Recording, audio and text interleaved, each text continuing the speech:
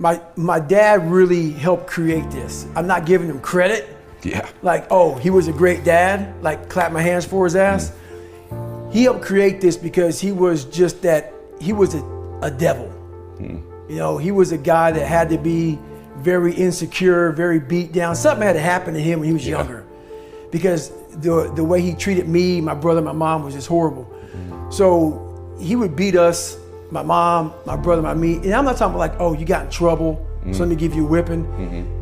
So I'm about 7, 8 years old, and I hear some ruckus outside my room as I'm getting ready to bed down for the night.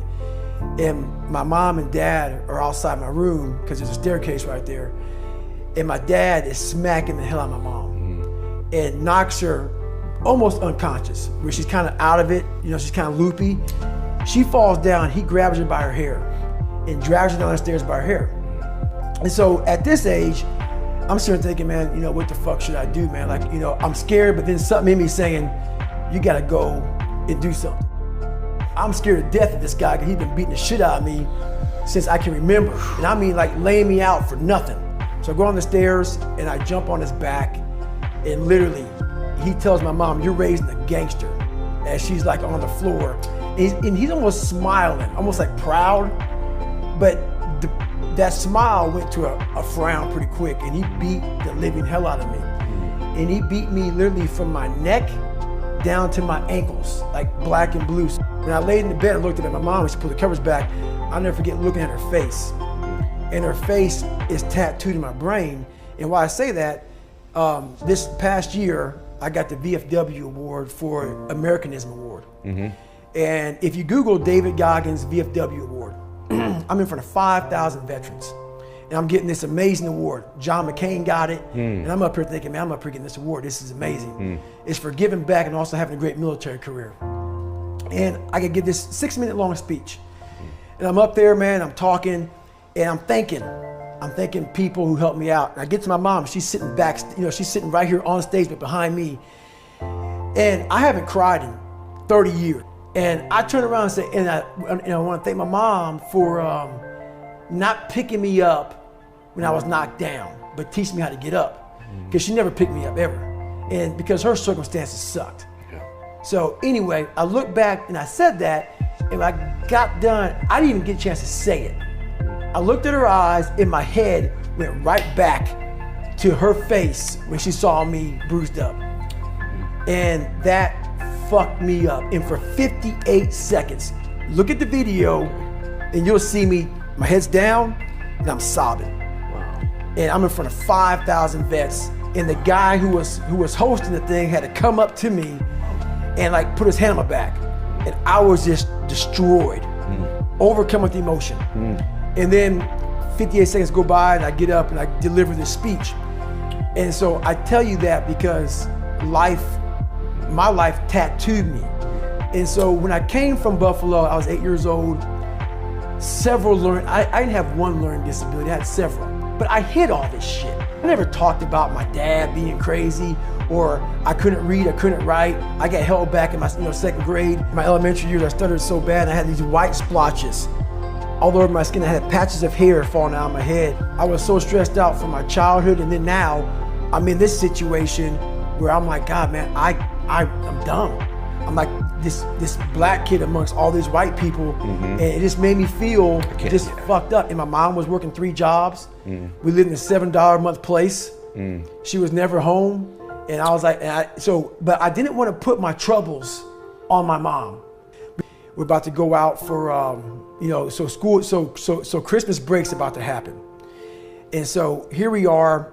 We had elementary to junior high that rode our bus. And we pull up in front of the junior high school, and the bus lets out, but not yet. This kid who missed the bus, he missed the bus because he had some cookies for the bus driver. He goes over, and I tell a story because this story, it fucked me up so bad.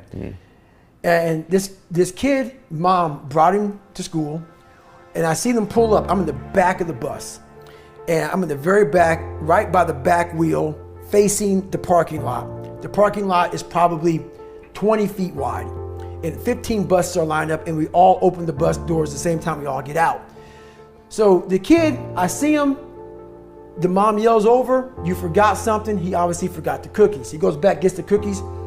I look forward, the bus moves forward maybe this much. Next thing I know, I'm hearing this lady screaming, top of her lungs, pulling like at her hair, this yanking at her hair, this screaming bloody murder. And I'm looking over at the same lady that called a little boy, and like, what the hell? And she's looking down under my tire. And so I see these things on my window, and I don't know what they were, but they were like little spots. So you know how the old bus school, the buses have little things you push in, you pull the window down. I push them in, I look down, I'm looking at her, and her face, her eyes are looking right down underneath my tire. And I'm like, what the hell is she looking at? So I look down, and this kid's head was this flat, and his eyes were bugged out of his head.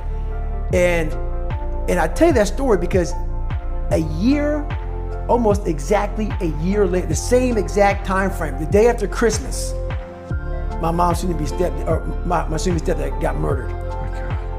So that, I tried to bury that, and now my 8th grade year, he gets murdered. And so what happens, I had to bring you back here to set the tone for what happened. Now I'm in 7th grade, and I see this little kid's shoes, like this big. He was an elementary kid, just twisted in. And I'm just like, what the fuck? And then nearly a year later, the day after Christmas, a year later, my soon-to-be stepdad gets murdered. And I tell you that because I slept on my floor for probably, I don't know, 4 months to 6 months. I was afraid to sleep in my bed for some reason. Don't know why. Some psychological fucking but I'm painting this picture for you to let you know where I was at. So one time in my Spanish class, we had all of our notebooks that stayed in the class. So, and obviously your name's on it. You go get your notebook for a class. And I always sat back in the back of every class, man, because I just want to be, just don't look at me, don't call on me. I don't know shit. I opened my notebook up to the first page, and on it was a noose, like a little hangman noose, with me hanging from it with the same thing, nigga, we're gonna kill you. My mom didn't know how bad my grades were. She never saw one report card. I hit everything from, and she didn't ask. She was so bogged down with life. And so I got away with a lot of shit because her mind was occupied. So it made me, honestly, a weaker person. So I scammed life. My mom helped me scam life for a while. But this time I couldn't scam life. I went the second time, took the ASVAB test, failed it again. And a week later, she got a letter in the mail from my high school. And I'm a junior in high school, and the letter says pretty much your son's gonna flunk out. He's missed 25% of school. I was exposed once again. My mom goes, well, she read the letter to me, she put my bed, and her best advice was, guess what? You're gonna flunk out of school. That was it, in the conversation. So I look in the fucking mirror, I see this letter, I'm fucked up, and I'm like, you know what, man, no one's coming to help me. So I started talking to myself this way in this mirror, because when nobody coming back to fucking help David Goggins, that was my mindset now. I have to change, because I can't stay here. I can't, I looked at myself in the mirror and I was defeated. I go, look at myself. I'm like, who am I? So I'm defeated in this mirror and I'm like, okay, I'm changing. I said, Mom, can we please get a tutor? So we can only afford $15 a week for a tutor. So I have 4 hours a month. 4 hours a month. I had a 4th grade reading level, man. 4 hours a month for 6 months. That's all I had. So this tutor did one thing for me, but basically she saw that I was slow, very slow, and couldn't retain shit. And I think she was joking. She was, you're gonna have to write down everything 1,000 times for you to remember this. I took it as okay. So I literally went to the store and I bought these spiral notebooks. And I started literally writing down, let's say it's a math equation, the same fucking math equation over and over and over and over again. When it came to a paragraph comprehension, I couldn't read the fucking paragraph and then remember it. So we had like, I think 25 or 30 paragraph comprehension things. I had to write down the whole fucking thing, like a whole paragraph, and you don't have much time to take the fucking test. But that's how I learned. So how I learned the Navy Dive Man, it was like 1,000 pages, Navy Dive Man. I got it a year in advance. Oh my gosh. And wrote the book out probably 14 times.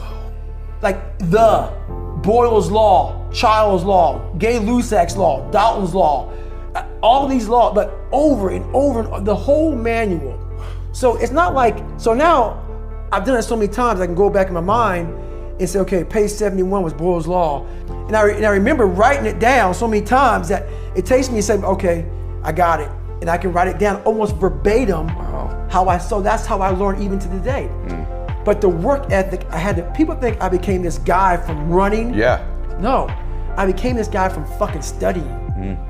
I had to study for hours. What might take you an hour to learn, take me 2 days.